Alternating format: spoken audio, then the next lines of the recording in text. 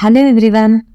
In this video, we will explore the meaning and commentary of the 11th to 15th names among the 1000 names in the Sri Lalita Sahasranama Stotra. In the 11th divine name of Sri Lalita, known as Panchatanmatra Sayaka, we explore the significance of the 5 arrows carried by the Mother Goddess.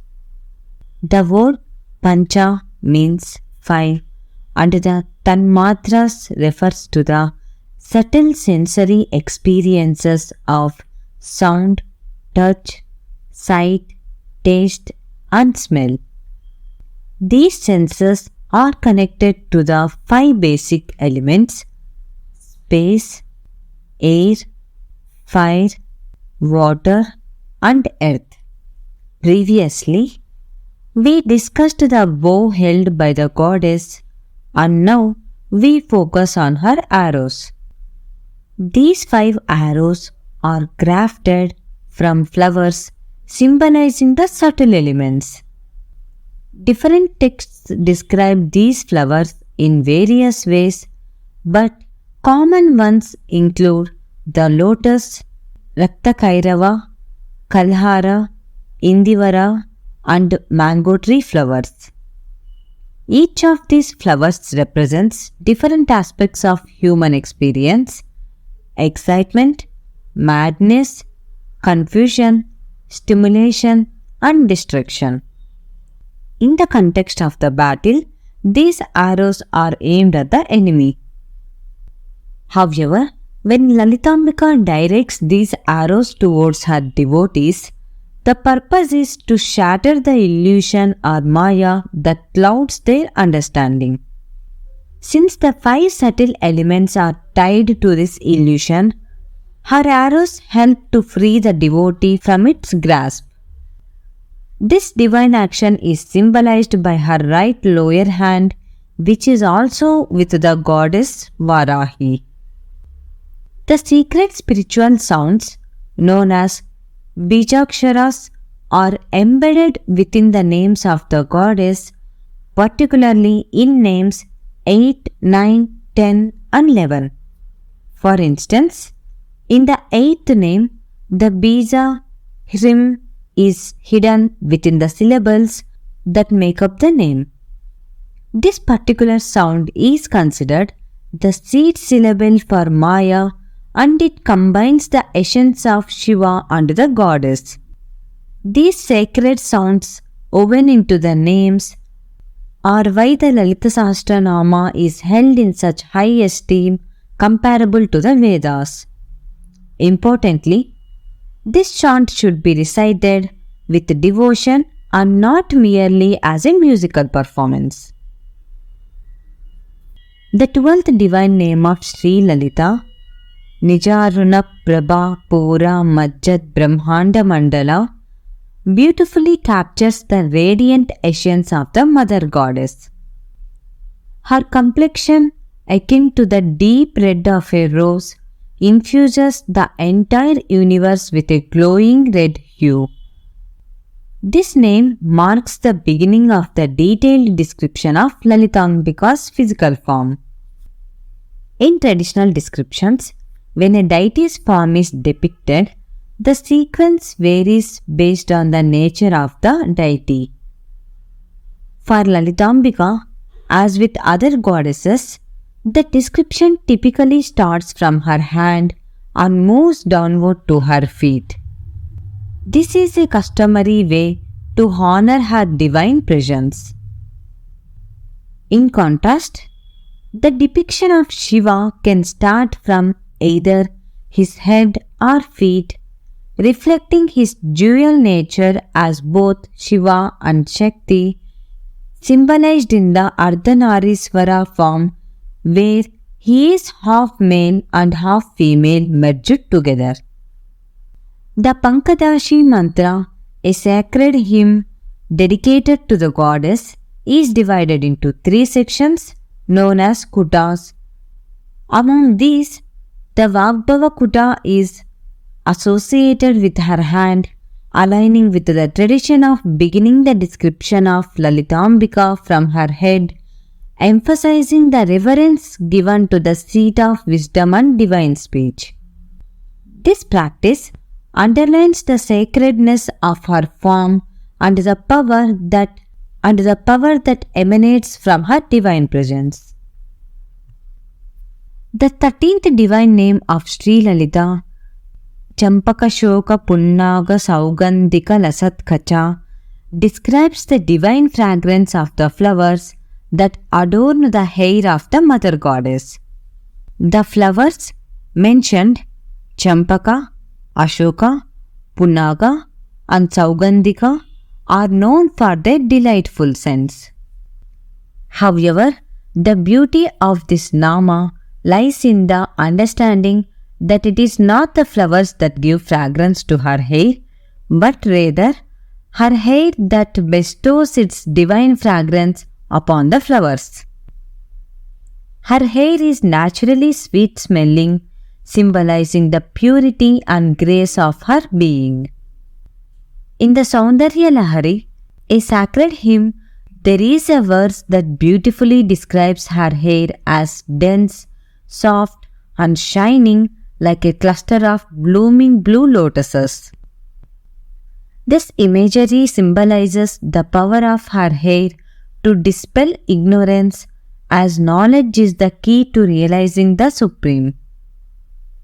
The verse also suggests that even the most fragrant flowers of the divine gardens, which are said to be of celestial origin, seek to dwell in her hair to gain their true fragrance.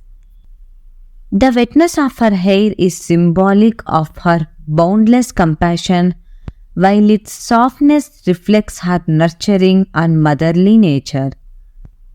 Says Durvasa in his work Shakti Mahima, meditates upon the sweet fragrance of her hair, focusing on it within his heart center, recognizing its profound spiritual significance. This description serves as a metaphor for the power of the Mother Goddess. If something as simple as her hair can dispel ignorance and bring forth knowledge, imagine the immense potential of her entire form for those who seek her grace. The 4 fragrant flowers in her hair also symbolizes the 4 aspects of the inner self: mind, intellect, consciousness, and ego. Just as these flowers find their true fragrance in her presence, so too can these elements of the self find their true purpose and harmony through devotion to her.